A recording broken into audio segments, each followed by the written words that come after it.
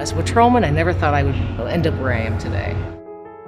Actually, I was an art student at Kent State here. I had talked to my brother's friend who was in criminal justice. I thought, police officer, I could do that. And so I got promoted to sergeant and then shift lieutenant.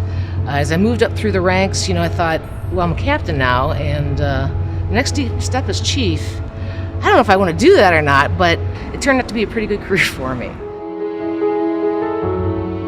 In City Kent, we have 42 sworn officers, about 62 employees total. We have a lot going on in the city, and we have a very busy day shift, afternoon, and night shift, and it requires that many officers.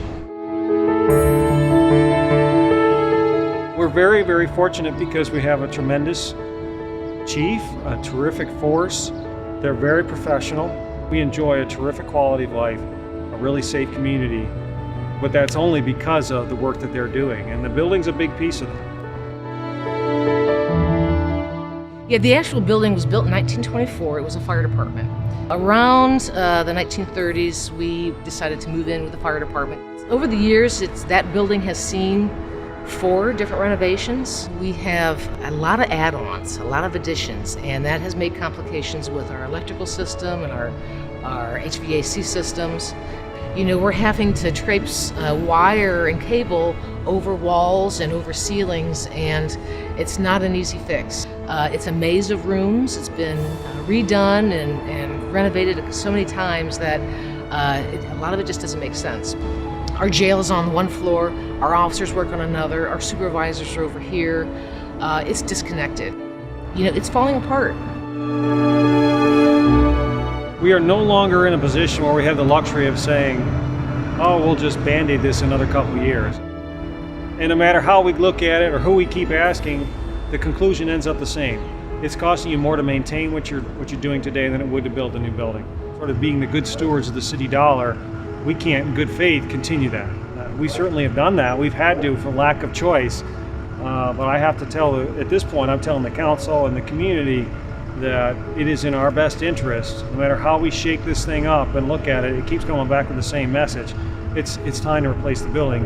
89 years of putting that building in service has taken that choice out of our hands at this point. It's now time to build a new building. We've actually been talking about and planning since 1995 on some sort of a renovation or a new facility. And here's what we know. We know what that building needs to look like. Obviously, one of our goals, if we're going to build something that's adjacent to all this new development, we want it to look right, we want it to fit, feel good. That's another part of the gateway into the downtown, gateway to campus, a very heavily trafficked intersection here at Water and Haymaker. So it's a high priority, high visibility kind of building. So we're very careful on that exterior look. This isn't any kind of Taj Mahal. Trust me, we've actually looked at the sizing of it, and it's going to be about 10,000 square feet more than the current building, which if you figure that building's 90 years old roughly, that's not much growth over the course of 100 years. Getting a new facility is not just about the police department and the police officers that work there. A new facility will put your tax dollars to work for the betterment of the community. Truthfully, the whole issue of going to the ballot is a measure of last resort, and it's not something any of us wanted to do. We take pride in being able to do more with less, and we've done that. Unfortunately, or fortunately, the best thing the city does is services. To talk about cutting any further really comes down to having to eliminate people. And at this point, the leadership in the city isn't ready to do that. And we're trying to figure out a way to keep those services at the level that the community wants and still be able to meet these other needs. And I think that the community in general will appreciate that this is a temporary income tax. Someone making $50,000 is going to pay about $10 a month, so increase of about $120 for the average person making $50,000. This is an income tax increase, so it's not property tax. So people on fixed income or retirees, seniors, this isn't going to affect them. And it was intentional.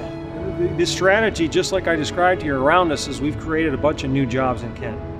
We've made smart investments to stimulate more private investment, to stimulate new jobs. And our theory is put those jobs to work for Kent, because we collect income tax off those jobs. And now that we've created 500 some odd new jobs coming in, and already half of which are here in downtown Kent, now is an opportunity to put them to even greater use to us and the people that live here by helping them pay a fair share of the needs in our community, which in this case put the jobs to work for public safety.